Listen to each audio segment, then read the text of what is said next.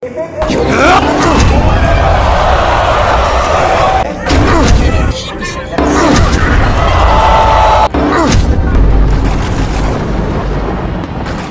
sa kaabang-abang ngayon na Pinoy prospect na pwedeng mag-world champion ay itong nagmula sa angkan ng mga matatapang sa Mindanao, ang tubong Sultan Kudarat na si Esnet Domingo na binansagang hard hitter. Dahil sa tulis at lakas ng kanyang mga suntok at nagmula sa 4 na magkasunod na panalo na ang lahat ay sa pamamagitan ng knockouts. Maaga siyang natutong mag-boxing dahil tinuruan siya ng kanyang tiyuhin na si Michael Domingo, isang magaling na champion na may 42 panalo sa kanyang karera. Kung ang mga Japanese boxer ay kilala ngayon sa pagpapagapang sa ating mga Pinoy, naiba ang istorya nitong ating bida dahil magkasunod nito na pinatulog ang 2 Japanese sa kanilang baluarte. Unang nakasagupa ni Domingo itong undefeated na future world champion ng mga Japanese na si Yukiya Limura na naganap sa Korakuen Hall sa Tokyo, Japan. Ngunit pinabagsak ito ni Domingo at tinapos lang ang laban sa ika-6 na round.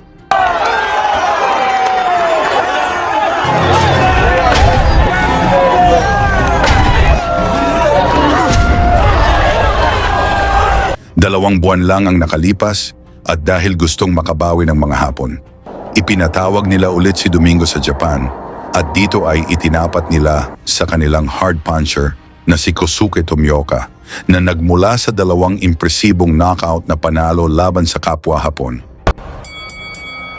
Sa unang round pa lang, nagpalitan agad ng malalakas na suntok sina Domingo na naka-green trunks at yellow naman ang suot ni Tomioka na naganap pa rin sa Korakuen Hall sa Tokyo, Japan. 効かないです。2から3センチなんですよ。はい、距離が。そんなですか。それを Talagang sigawan ng mga Japanese tuwing tumama ang kanilang champion. 自分のパンチセットしてね。探るようにしてますね、この辺り。グローブの位置をいろいろ変えてきます。富岡はここまで Dahil sa lakas ng suntok ng Hapon na tumama kay Domingo, talagang makita mo na nayanig si Kabayan.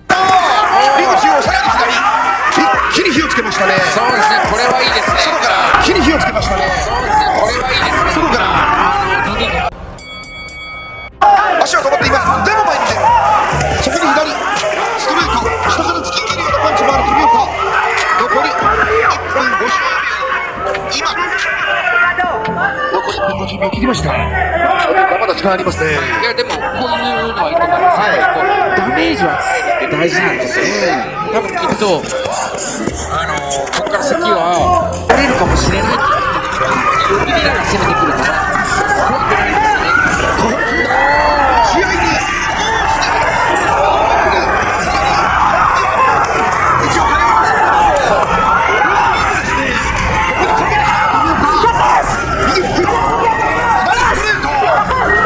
クリンチもさせない富岡からどうに動いていくのか富岡。第3ラウンドはそうでした。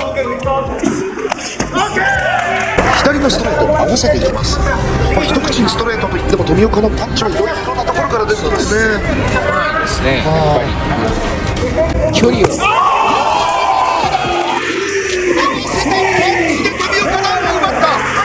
Mula sa malakas na kombinasyon ni Tomioka, bagsak sa Domingo, ngunit tumayo pa ito at lumaban.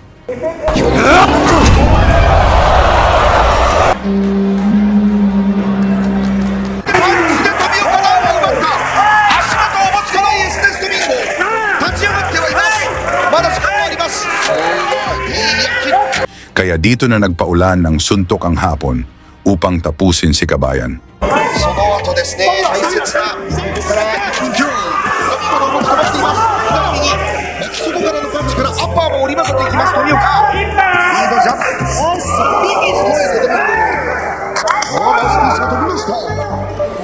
いやこれ度合いという点でバレンタインさんが上がってきましたね。上がりましたね。やばいね。でも富岡がすごい。本当です。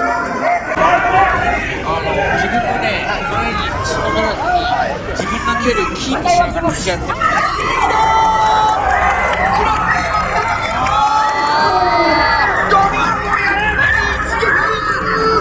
Mula sa solidong kanan ni Domingo, bagsak agad si Tomioka. Pinilit man nitong tumayo, ngunit bistadong nasaktan.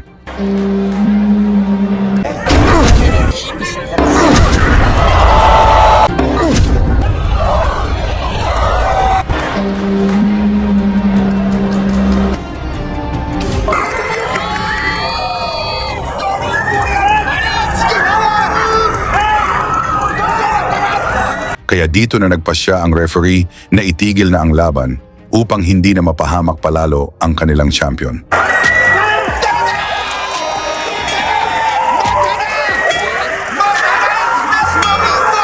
Nakuha ni Domingo ang technical knockout na panalo sa round 4 at ginulantang nito ang buong Japan kasama na sina Oya Inoue na natulala sa ginawa ni Kabayan. Tungkol naman sa performance ni Domingo, may chance kaya itong mag-world champion. Pag-usapan na lang natin yan sa baba at salamat sa inyong suporta. Lagi niyong sundan, huwag magpapahuli. Pag-usapan ni bakbakan, balita niya at laban. Mga Pinoy na di nagpapagapi. Salamat sa mga suporta na lagi nandyan.